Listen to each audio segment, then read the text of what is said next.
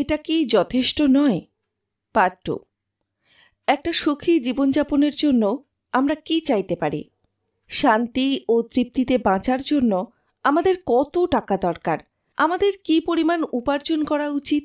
এটা সীমা কত? এরকম অনেক প্রশ্ন প্রায়ই মনের মধ্যে জাগে এবং উত্তর পাওয়া যায় মর্গান হাউসেলের লেখা এই বইটি থেকে, যার নাম the psychology of money. Hello, আমি আরজে প্রাচী এবং আরেকটি মজার কাহিনী নিয়ে আলোচনাকে এগিয়ে নিয়ে যাব। শেল্ডার আইল্যান্ডে একজন বিলিয়নিয়ার দ্বারা আয়োজিত একটি পার্টিতে কার্ট ভ্যাকেনকোট তার বন্ধু জোসেফ হিলারকে বলেছিলেন যে তার হোস্ট একজন হেজ ফান্ড ম্যানেজার, হিলারের চেয়ে একদিনে বেশি অর্থ উপার্জন করে।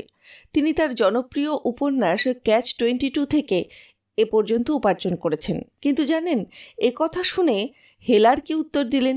তিনি বললেন, হ্যাঁ, হতে পারে, কিন্তু আমার কাছে এমন কিছু আছে যা তার কখনোই হবে না। যথেষ্ট। সেই একটি সহজ কথার মধ্যেই লুকিয়েছিল জীবনের আসল সত্য। আমাদের মধ্যে কতজন কোটিপতি বা বিলিয়নিয়ার হবে? বক্তব্য বা ম্যাডফের মতো। কিন্তু যারা এই বইটি পড়বেন তারা নিশ্চয়ই তাদের জীবনে যথেষ্ট উপার্জন করবেন, যেটা তাদের কাছে প্রয়োজনীয় সমস্ত কিছু এবং তারা যা কিছু চান তা কভার করার জন্য যথেষ্ট হয়ে থাকবে।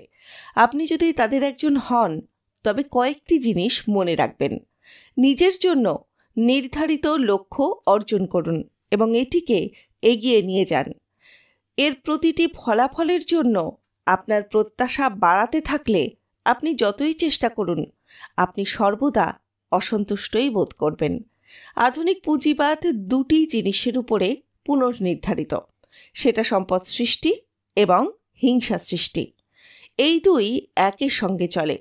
আপনার সমবয়সীদের থেকে এগিয়ে যাওয়ার ইচ্ছা আপনার কঠোর পরিশ্রমের ইন্ধন দেয়। কিন্তু জেনে রাখুন, আপনার জন্য যথেষ্টই যথেষ্ট। সমাজের তুলনায় একটা বড় সমস্যা দেখা যায় এখানে। একজন মানুষ যতই অর্থ উপার্জন করুন না কেন, সমাজের অন্যের সঙ্গে তুলনা করলে তিনি নিজেকে কমই অনুভব করবেন। একজন খেলোয়াড় একটা শালীন বেতন দিয়েই তার খেলা শুরু করেন, যেটাকে যে কোনো অনুসারে ধনী বলে বিবেচনা করা যায়। আপনি একজন সাধারণ ব্যক্তির সঙ্গে তুলনা করেন তো? অন্যদিকে আপনি যদি বিল গেটস বা ওয়ারেন বাফেটের সঙ্গে তুলনা করেন, সুতরাং তারা 1 ঘন্টায় কত টাকা কামিয়ে নিয়ে যায়, যাতে খেলোয়াড়রা সারা বছরে কামাতে পারেন না।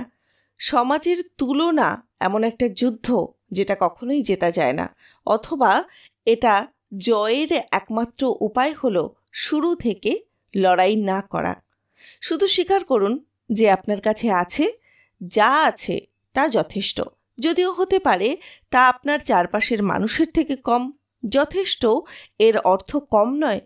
যথেষ্ট থাকার ধারণাটি একটি স্টিরিওটাইপের মতো শোনাতে পারে, তবে সুযোগ এবং সম্ভাবনা মিস করা উচিত নয়, তাই না? তবে এমন জায়গায় আসা দরকার যেখানে আপনি উপলব্ধি করেছেন যে বেশি অর্থের জন্য না বলাই দরকার। আপনার কাছে যথেষ্ট আছে। আপনি আপনার কাজে ভয়ানকভাবে এগিয়ে গেলে বা বিশাল ঝুঁকি নেওয়ার প্রান্তে চলে গেলে, অথবা লোভে পড়ে কোনো বেইমানির মধ্যে প্রবেশ করে গেলে, তখন আপনার কাছে তা যথেষ্ট বলে মনে হবে না। তাই আপনাকেই নির্ধারিত করতে হবে যে কতটা ঝুঁকিপূর্ণ আর কতটা নির্দিষ্ট। জীবনের কিছু জিনিস কেবল অমূল্যই।